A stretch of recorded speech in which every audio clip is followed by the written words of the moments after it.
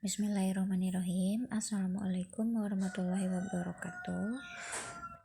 Oke, sekarang saya akan mereview kembali atau recall ya tentang ikatan kimia. Seperti yang kemarin ada yang menyampaikan, ada yang kurang paham di bagian ikatan kimia.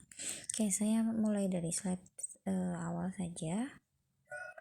Sebenarnya apa sih ikatan kimia itu? Jadi ikatan kimia dapat didefinisikan sebagai suatu efek yang dihasilkan ketika dua atom didekatkan satu sama lain sehingga energinya menjadi lebih rendah dibandingkan dengan energi awal sebelum keduanya berikatan. Paham atau masih bingung? Jelas ya, karena secara definisi terjadi ikatan saat ada dua atom yang berdekatan. Oke, lalu di sini ada apa yang terjadi saat adanya ikatan kimia. Jadi si atom-atom yang berdekatan yang terbentuk ikatan kimia itu akan menuju kepada kestabilan. Nah, ada 3 jenis ikatan kimia, yaitu ada ikatan ion, ada ikatan kovalen, ada ikatan kovalen polar. Kalau ikatan ion itu adalah gaya tarik menarik elektrostatik antar ion, sedangkan kalau ikatan kovalen itu Lalu untuk ikatan kovalen itu ialah pemakaian bersama elektron, sedangkan kovalen polar itu ada di antara ion dan kovalen. Lalu di sini kalian akan mengenal apa yang namanya energi ionisasi, afinitas elektron, dan elektronegativitas. Mungkin hal ini pernah kalian pahami di bab sistem periodik unsur ya. Jadi apa sih sebenarnya energi ionisasi? Energi ionisasi itu adalah kemampuan untuk melepas elektron. Itu energi ionisasi, namanya mengion, jadi dia akan ada proses pelepasan elektron. Lalu yang kedua, afinitas elektron. Afinitas elektron itu apa? Dia adalah kemampuan untuk menarik elektron. Nah, sekarang ada satu lagi. Apa itu elektronegativitas? Elektronegativitas itu adalah apa ya? Dia itu ada suatu resume atau rata-rata dari kedua yang tadi kita bahas, yaitu dari energi ionisasi dan juga afinitas elektron. Lalu di sini kita bisa melihat di bab selanjutnya ada energi ionisasi. Ada energi ionisasi itu adalah energi minimum yang diperlukan untuk melepaskan suatu elektron dari atom netral atau suatu kation dalam wujud gas. Di sini reaksinya ada X. Saat dia melepaskan satu elektron, bisa dilihat X-nya dalam bentuk gas. Lalu saat dia melepaskan elektron, kok menjadi X plus ya Bu ya? Intinya saat ada suatu reaksi kimia, muatan di sebelah kiri dan di sebelah kanan itu harus sama. Saat si atom itu melepaskan satu buah elektron, otomatis dia akan lebih elektropositif. Artinya elektron itu kan bermuatan negatif. Jadi saat negatif itu satu keluar, dia si X-nya itu yang tadinya tidak bermuatan, dia akan bermuatan positif. Nah, lalu jika X plus itu melepaskan elektron lagi, maka dia akan menjadi X2 plus. Nah, di sini energi ionisasi akan selalu positif karena setiap proses pelepasan elektron dari satu atom pasti memerlukan energi. Makanya energinya selalu positif.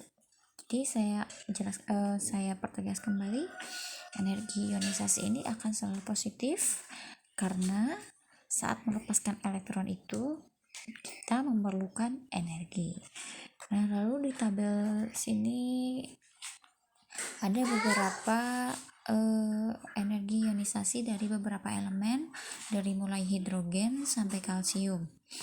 Loh, ini apa? First, second, third, fourth, fifth, and sixth. Nah, itu apa ya Bu ya? Kita apa ya? Energi ionisasi pertamanya, kedua, ketiga, keempat, kelima. Nanti kita bahas lagi selanjutnya ya. Oke. Lalu ada afinitas elektron. Apa itu afinitas elektron? Energi yang dilepaskan apabila dia menerima tambahan elektron. Jadi kebalikannya ya. Kita lihat reaksinya di sini. Kalau energi ionisasi itu dari tadinya atom tak bermuatan, dia melepas. Saat melepas berarti elektronnya ada di sebelah kanan. Tapi kalau misalnya afinitas elektron, karena dia menarik elektron atau menerima tambahan elektron, otomatis elektronnya itu ada di sebelah kiri.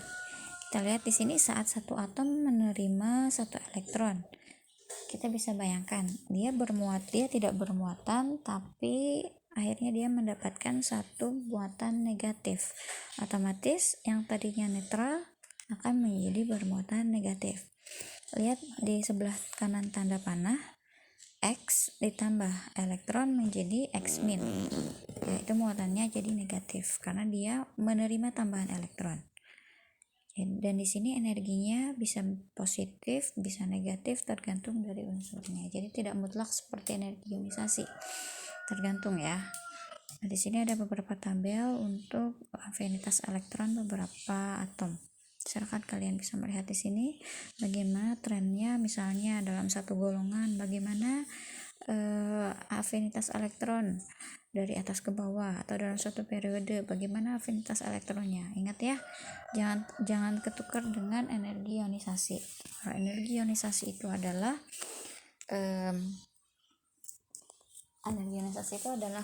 kemampuan dia untuk melepas elektron, tapi kalau afinitas elektron itu adalah dia saat menerima energi yang dilepaskan apabila menerima tambahan elektron. Oke, paham di sini ya? Ingat, energi ionisasi itu energi yang diperlukan untuk melepas elektron, makanya energinya positif. Kalau afinitas, energi yang dilepaskan apabila menerima tambahan elektron. Oke ya, insya Allah mudah-mudahan tidak tertukar sampai sini. Ada lagi tadi, apa itu elektronegativitas? Kita bahas dulu dari mulai sejarahnya. Ada skala elektronegativitas yang telah ditentukan oleh Linus Pauling dan Robert Mulliken dengan pendekatan yang berbeda namun menghasilkan nilai yang hampir proporsional. Jadi Linus Pauling ini menentukan harga elektronegativitas berdasarkan pengukuran energi ikatan dari sekian banyak senyawa, sedangkan Mulliken menghitung berdasarkan rata-rata energi ionisasi dan afinitas elektron setiap atom. Kedua pendekatan tersebut menghasilkan kecenderungan yang sama bahwa elektronegativitas menurun dari atas ke bawah dalam satu apa? Kalau dari atas ke bawah itu periode apa? Golongan.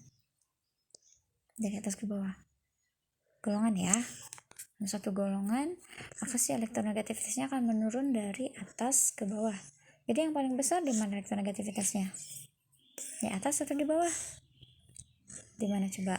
Di atas ya, karena semakin ke bawah semakin kecil elektronegativitasnya. Oke, lalu ada perbedaan elektronegativitas. Selisih nilai elektronegativitas dua buah atom yang berikatan kimia menyiratkan ikatan kimia apa yang terbentuk di antara keduanya dan tingkat polaritasnya. Itu ya esensi dari perbedaan elektronegativitas. Di sini ada beberapa range perbedaan elektronegativitas. Kita bisa melihat saat perbedaan itu ada di antara 1,7 sampai 4,0, maka itu termasuk kepada ikatan ion.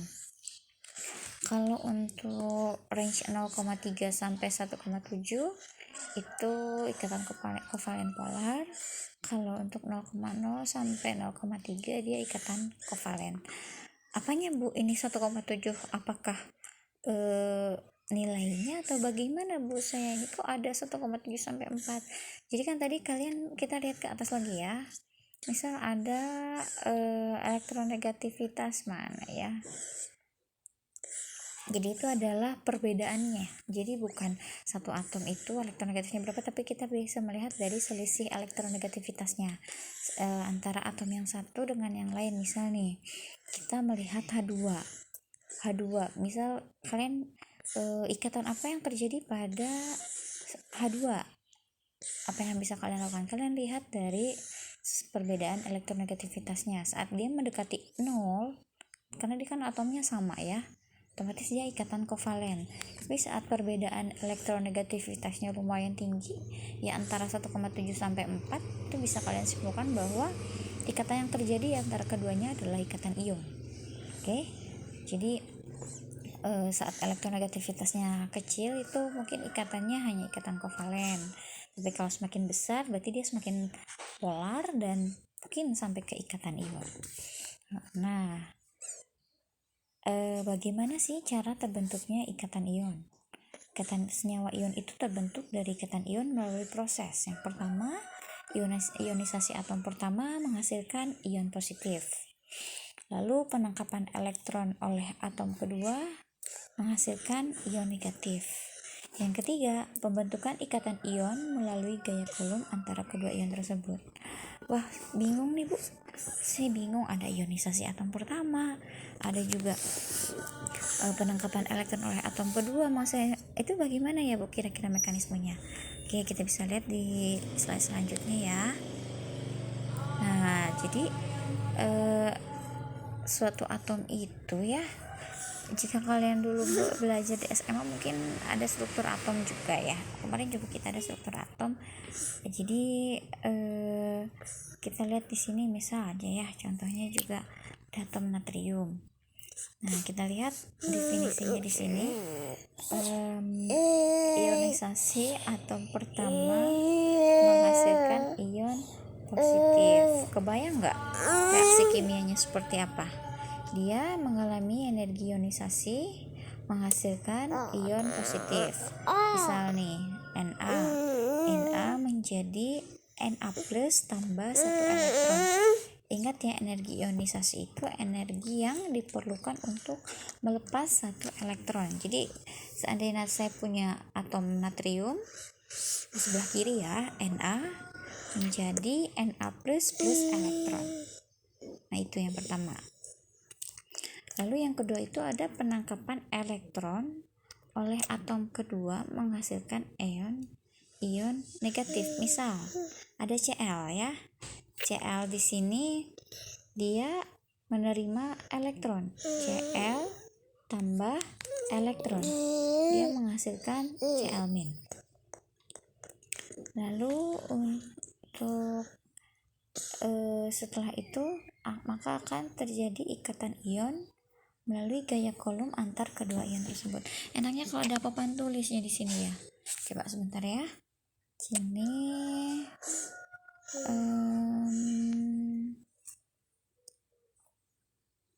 Oke. Nah, misal di sini tadi ya yang pertama ya. Ionisasi atom pertama menghasilkan ion positif. Misalnya Na menghasilkan Na plus tambah elektron. Oke. Yang pertama. Lalu yang kedua, penangkapan elektron oleh atom kedua.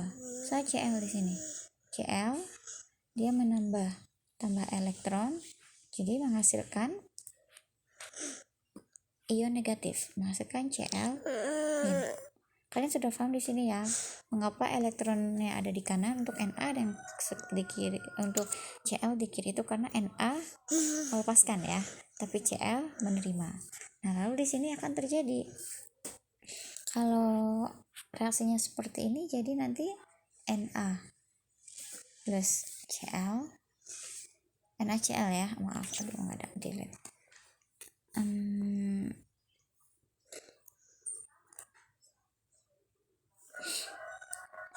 Di sini kita bisa NaCl hasilkan Na plus tambah Cl minus. Ini secara garis besar ya, karena agak nanti mungkin akan penjelasan lagi di yang lain. Oke, secara umum ini terjadinya proses ikatan ionik. Ini cuma recall saja, mungkin kalian juga sudah paham sebenarnya ya. Lalu senyawa ion biasanya terjadi antara senyawa logam dan non-logam.